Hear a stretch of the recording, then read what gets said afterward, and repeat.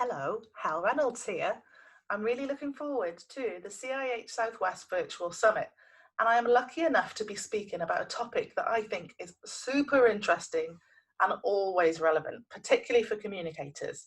So I'm going to be talking about communications in a crisis, and it's one of those topics that's actually really useful to think about because you've always got a chance to plan for a crisis.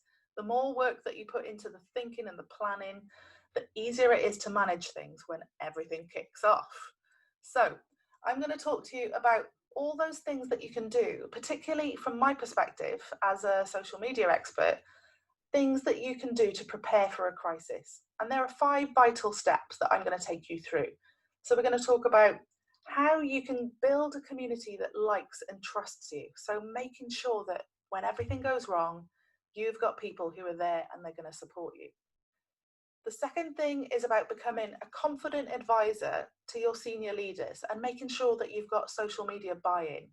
So particularly as a communicator who has worked in lots of housing associations and lots of councils, I know that sometimes it can be a case that when things go wrong, you just want to do things the way you've always done them, and everyone's panicking.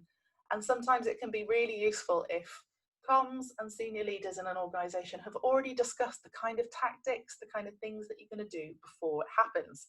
And that way there's no misunderstandings. Number 3, we're going to talk about understanding the culture of different social media channels. So really knowing what kind of things you should be posting on Facebook and what kind of things you should be posting on LinkedIn and Twitter and the differences between those things. And we're also going to look at a cultural phenomenon called the Streisand effect, which, yes, does have something to do with Barbara Streisand. Number 4 is about effective social media monitoring skills. So making sure that you can have a look and see what are people saying? And when you can see what people are saying, what insight can you bring from that back to the organisation to make sure that everybody is being kept safe and your reputation is at its best? And the last thing, which I think is probably the most important thing we'll discuss, is handling pressure. How are you going to cope at the time? What can you do to make sure that during a crisis you're taking plenty of rest, you're looking after the mental health of your team and your communities, and you're not frazzled, so you're not in a position where you're making decisions that you regret later on. So that is what we're going to talk about in my session.